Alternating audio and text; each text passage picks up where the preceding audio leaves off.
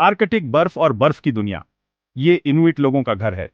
ये लोग अपनी ताकत और हुनर के लिए जाने जाते हैं। कई पीढ़ियों से ये शिकार करके जीवित रहे हैं। ये जमीन से खाना और कपड़े पाते हैं। इनुइट उन जानवरों की इज्जत करते हैं जिनका वो शिकार करते हैं। वो जानवर के हर हिस्से का इस्तेमाल करते हैं। ये कहानी है उनके जिंदा रहने की। ये कहानी है उनकी परंपरा की। ये कहानी है एक इनुइट शिकारी की। इनुइट लोग आर्कटिक से जुड़े हुए हैं।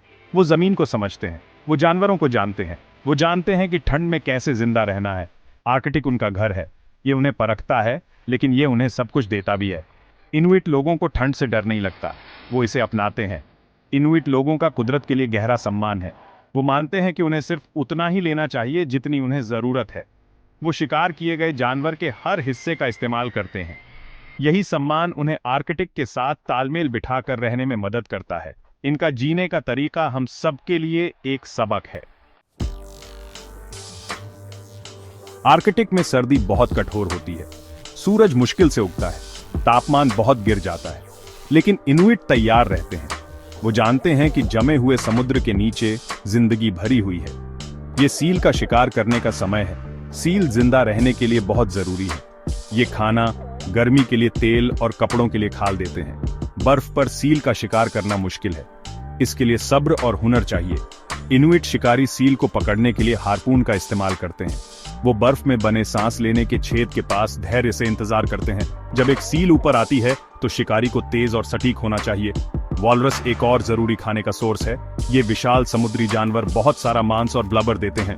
वॉलरस का शिकार करना खतरनाक है। इसके लिए टीम वर्क और हिम्मत चाहिए। इनुइट लोग इन बड़े जानवरों को मारने के लिए अपने ज्ञान और हुनर पर भरोसा करते हैं। शिकार सिर्फ खाने के बारे में नहीं है। ये एक आध्यात्मिक अनुभव है। ये इनुइट लोगों को उनके पूर्वजों और जमीन से जोड़ता है। ये उन्हें उन जानवरों के लिए सम्मान सिखाता है जिन पर वो निर्भर हैं। जब आखिरकार सूरज वापस आता है तो आर्कटिक बदल जाता है। बर्फ पिघलती है और टुंड्रा और नदियों की जमीन दिखाई देती है। कैरिबू के झुंड जमीन पर घूमते हैं। ये इनुइट लोगों के लिए बहुतायत का समय है। कैरिबू इनुइट के लिए बहुत जरूरी है।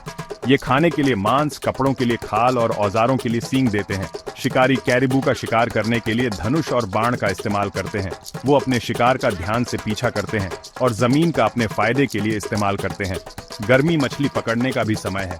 नदियां सैल्मन और आर्कटिक चार से भरी होती है। मछली पकड़ना सर्दियों के खाने से एक अच्छा बदलाव होता है।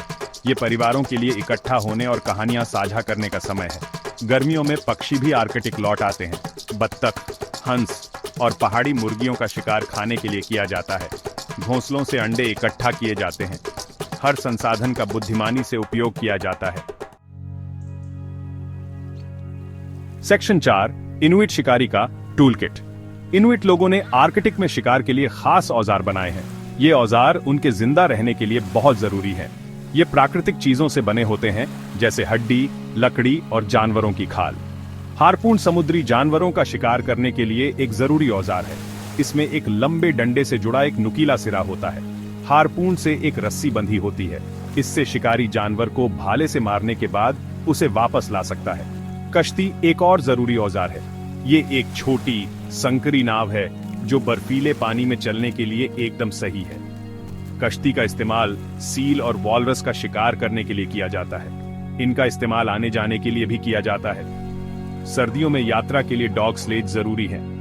कुत्तों की टीमें बर्फ पर स्लेज खींचती हैं।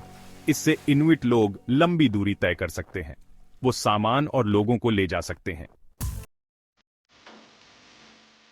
सेक्शन 5, दबाव में जीवन जीने का तरीका।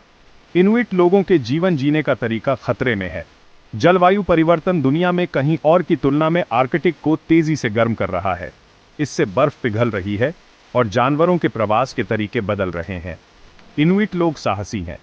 वो सदियों से बदलाव के साथ ढलते रहे हैं, लेकिन अब बदलाव की गति पहले से कहीं ज्यादा तेज है। इससे उनके पारंपरिक जीवन जीने के तरीके को बनाए रखना मुश्किल हो रहा है। चुनौतियों के बावजूद इनुइट लोग ढलने के तरीके खोज रहे हैं।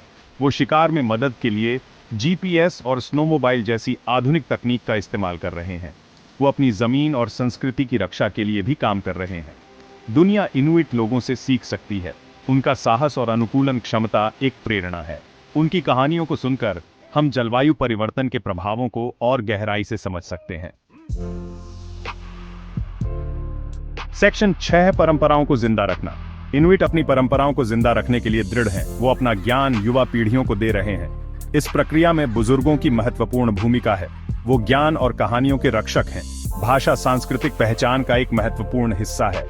इनुइट अपनी भाषाओं को बचाने के लिए काम कर रहे हैं। वो युवा पीढ़ियों को अपनी मातृभाषा में बोलना और लिखना सिखा रहे हैं। शिकार सिर्फ खाना पाने का तरीका नहीं है, ये जीवन जीने का एक तरीका है।